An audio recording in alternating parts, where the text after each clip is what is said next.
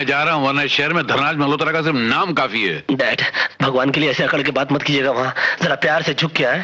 मैं लड़के वाला हूँ, मैं क्या को झुक के बात करूंगा? मैं झुक के बात करने वाला नहीं। अच्छा, तो आप झुक के बात नहीं करेंगे? बिल्कुल नहीं। ठीक है, तो अब कैसे भागूंगा कि लौट के ही नहीं? अरे नहीं यार। मनमोहन देसाई से मुलाकात हो गई, वो बना रहे थे रोटी, राजेश खन्ना और मुमताज की फिल्म। तो उन्होंने कहा, देख भाई, मैं तो ये तुम्हारे मियाँ भाई मुसलमानों को मियाँ भाई कहते हैं वहाँ पर लोग। अच्छा, ये मुझे नहीं पता था। मैंने 3 दिन में डे नाइट करके जाके लिख दिया उसको, रोटी। और सब मैंने जाके उनके घर में जाके जो उनको सुनाया, वो आदमी सीन सुनता जा रहा था और सोफे पे खड़ा हो गया, फिर इस सोफे से उस सोफे पे कूद रहा है, फिर उस सोफे से उस फिर वहां कूद रहा, और चीखने बिल्कुल पागल की तरह हो गया। उसने 10 बार मुझसे स्क्रिप्ट पढ़वाई सर। तो मुझसे पूछने लगा, भाई क्या पैसा कितना लेगा तू? उसकी जबान थी। मैंने कहा, सर मैंने अभी 25,000 रुपये, 1,25,000 रुपये। तो बैठे बैठा एक आदमी को 25,000 रुपये का था, उसको 1,25,000 कर दिया। और सर यहाँ से मेरी गाड़ी टेक ऑफ, जो फ्लाइट टेक ऑफ की है, फिर वापस नहीं आई। बड़ी खुशी हुई जी आपसे मिलके। आपको फिल्में बनाने का शौक तो हो गई है? मैं फिल्में देखता ही नहीं हूँ। कमाल है। तो ये तरक्की के रास्ते पे जो है आदमी की मेहनत, उसकी लगन, उसको ये एहसास नहीं होना चाहिए कि मैं हर दुनिया के हर चैलेंज को कबूल करना, और कभी भी किसी भी आईने में अपने सक्सेस की, अपनी तरक्की की, अपनी बुलंदी की सूरत ना देखना, ये बहुत जरूरी है सर। जिस दिन आपको पता चल गया कि आप बुलंदी के मकाम पे पहुंच गए हैं, उस दिन आप उतरना शुरू हो जाते हैं। अच्छा, आपकी वालदा आपकी सक्सेस देख पाई? नहीं, बस वो उससे चंद महीने पहले वो फौत हो गई। डैडी, आपका डायलॉग। मालूम है, सीधे खड़ा रहे। लाड प्यार से कोई बिगड़ता है क्या? प्यार तो हम भी तुमसे बात करते हैं, तुम बिगड़ी क्या? एक फिल्म बन रही थी अदालत, अमिताभ बच्चन का डबल रोल था उसमें। उसमें एक इंस्पेक्टर का रोल था, इंस्पेक्टर खान, जो एक हीरो की इक्विवेलेंट रोल था। तो वो सोच रहे थे किसी को ले लें, लेकिन अमिताभ बच्चन चूंकि मैंने थिएटर में देख चुका था, तो उसकी तमन्ना थी कि वो रोल मैं करूं, और उसने फोर्स करके नरेंद्र बेदी से कहा कि ये रोल कादर खान करेगा। अच्छा। हाँ, तो उसमें मैंने रोल किया, और उस लिए मुझे बेस्ट सपोर्टिंग एक्टर का रोल अवार्ड भी मिला था, मुझे बेस्ट डायलॉग राइटर का भी अवार्ड मिला। लेकिन उन्हीं दिनों एक मेरी फिल्म रिलीज हुई थी, खून पसीना। हाँ। उसमें मैंने विलन का रोल किया था। जो फिल्म होती थी उसमें विलन का रोल मुझ पर कंपलसरी डाल दिया जाता था।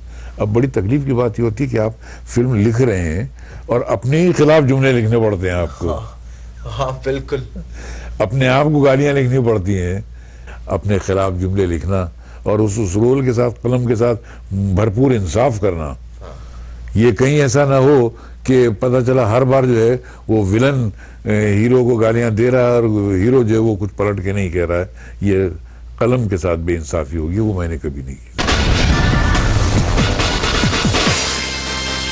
Oh wow, that was such a good interview. You gave a lot of information. You did, right? And keep a lookout of Kader Khan Part 2 in our next episode, so don't miss on that. हाँ, absolutely. और हम लोगों ने जैसे आपसे पहले भी mention किया था कि बहुत जल्द हमारे एक एपिसोड में नसीरुद्दीन शाह साहब नजर आने वाले हैं। आप लोगों ने उनको गालिब के रूप में देखा, आपने उन्हें मासूम में तुझसे नाराज पे एक्ट करते हुए देखा, आपने उनको फादर के रूप में देखा, आपने उन्हें बैडमैन के रूप में देखा, लेकिन आपने कभी भी इस तरह की परफॉर्मेंस नसीरुद्दीन शाह साहब की नहीं देखी होगी जिस तरह से हमारे अपकमिंग एपिसोड में नजर आने वाली है। तो do not miss out on that as well.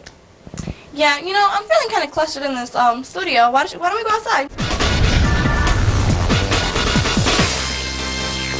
तो जी हाँ व्यूअर्स, जैसा कि आप लोग मेरे पीछे देख रहे हैं, आपको बिल्डिंगें नजर आ रही हैं, और ये कोई आम बिल्डिंगें नहीं है, ये मैनहट्टन की बिल्डिंग है।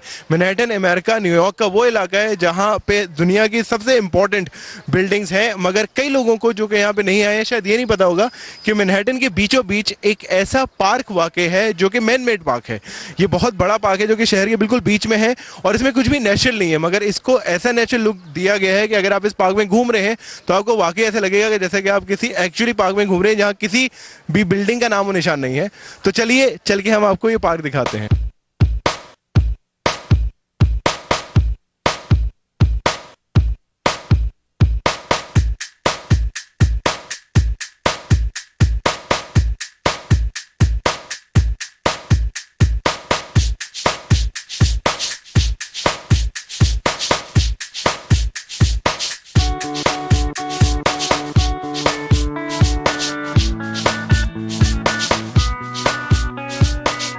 बेटसेडा टेरेस जो सेंट्रल पार्क के बिल्कुल बीच में है और इसके बिल्कुल बराबर सेंट्रल पार्क की सेंट्रल लेक है। एज यू कैन सी कि बहुत ही खूबसूरत नज़ारा है यहाँ पे सेंट्रल पार्क का और सेंट्रल पार्क लेक का।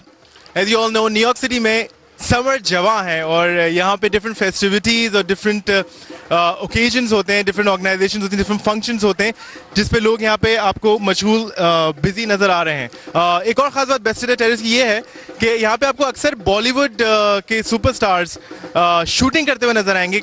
जी हाँ, बॉलीवुड की अक्सर ऐसी मूवीज है जो यहाँ पे शूट हुई हैं।